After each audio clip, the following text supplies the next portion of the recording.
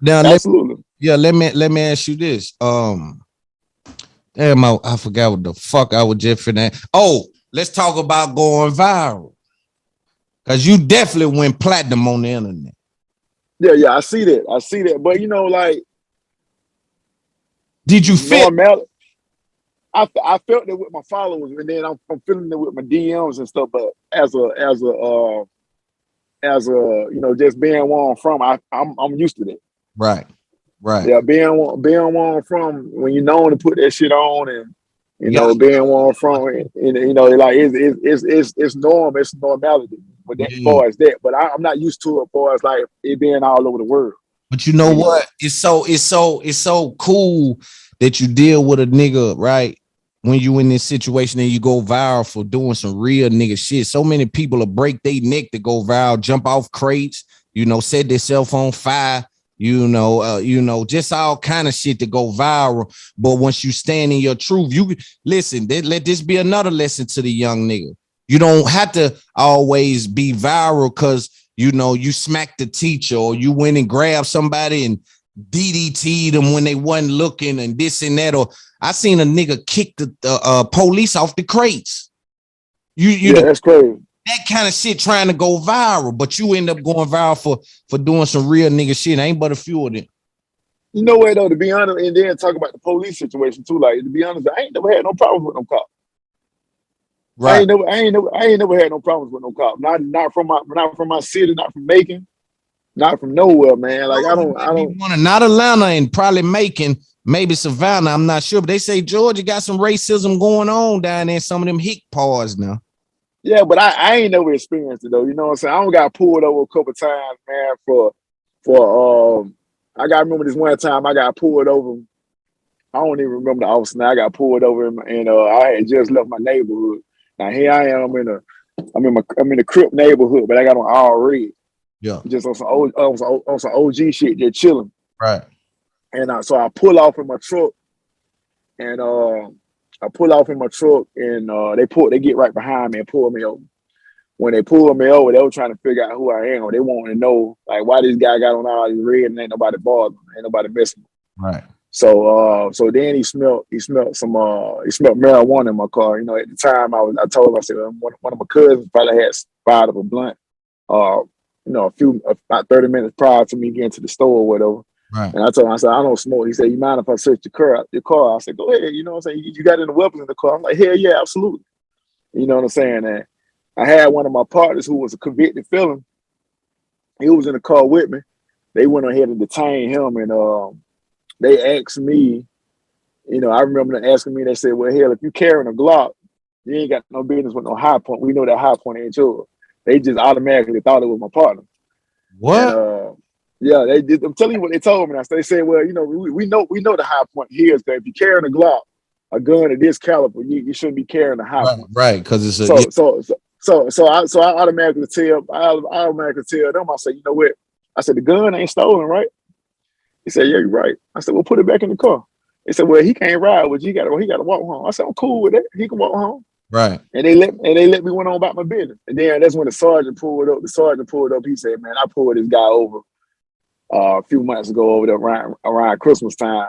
And he said, man, something about this guy. He said, every time I pull him over, his car's always in his name, his insurance in his name. He said, man, he's a good guy.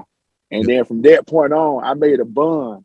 I was cool with those cops. They used to see me there wave. I'm one of the good guys. You know what I'm saying? Like it wasn't never no more issue. They'll speak and keep it moving. Right. You know what I'm saying?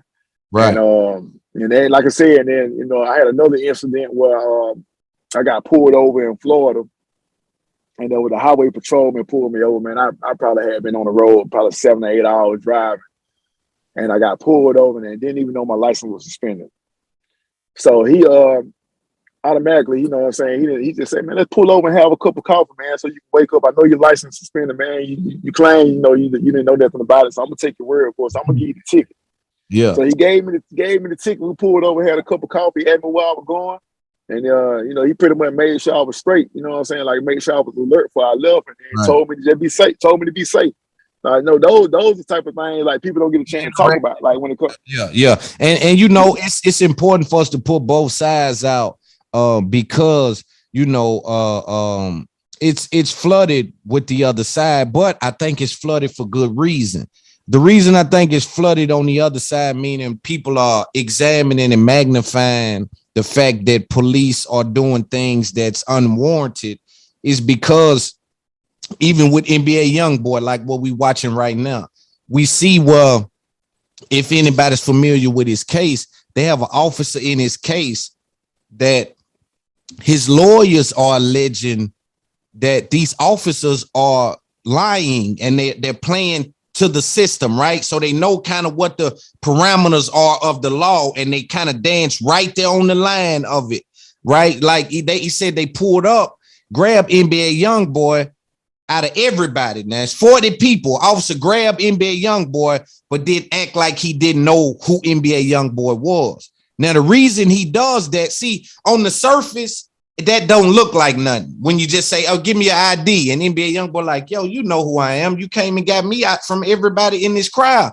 He's like, I don't know you, bro. Give me your ID. The reason he's doing that, he's playing to the camera and he's playing to the case, right? So absolutely. He want to act like that there's no malice or no, I don't have any preordained thoughts about this guy. I'm just doing my job type thing, when he know that to not be the case. But he did that with ill intent. Exactly. Now, this is where the problem comes in. That it ain't necessarily the officers, because all the officers are not bad. It's the ability for them to be able to stretch that law when they get ready. Like I got a partner, Calvin Bryant, he did 17 years on his first drug offense because he was allegedly the head of the GDs in the city, and he wouldn't flip. So they had him meet a confidential informer 2 times and sold this dude some X pills twice and gave him 17 years at 100%. That's crazy. That's crazy. Shouldn't even be allowed to do those kind of things. And I think that's the reason why they magnifying that. But I also do think we do need to speak about good interactions that we have as well, to shed light on, listen, it ain't necessarily the person, it's the system surrounding them. Yeah, absolutely. Absolutely. And then you got to know how to talk to people too. Like I say, they go for, off the clock and on the clock, and I speak on the clock because, I have to deal with the same things at work. You got to necessarily, sometimes when you give respect, you ain't gonna always get it back, but I still make sure I give the same respect that I expect to get, even though I might not get it all the time. And it's the same way on the street. I speak legible, you know what I'm saying? I talk clear, and that help a lot. We don't speak about that a lot. That being able to talk legible. I've saw niggas with their life on the line in front of that courtroom, still hollering, man, you know what I'm saying? What's up? You know what I'm saying? With their life on the line. So absolutely. Absolutely. They don't know how to talk. They don't know how they don't know how to speak good grammar. Right. You might they subject verb agreement might be off. You know what I'm saying? And we don't talk about that. You know what I'm saying? But you got to, that's when you got to be educated. Right. These are the reasons they send us to school. Right. You know what I'm saying? And when somebody pull you over, I got to know how to talk to this man. Right. And I might be able to prevent some. Yeah, a lot of this finesse, like you're able to have a certain level of finesse about you and a certain level of, cool and swag about a nigga. These niggas is tripping over their own feet and all that, but they got some money, but they kind of corny and they don't know nothing. They ain't well put together. They just got a few dollars. They in trouble when they run into anybody that's expecting communication from them. Anybody, man. I'm pretty sure you see that all the time with some of these interviews too. Pretty sure, man. I'm pretty sure you see it, but hey, you know how it goes.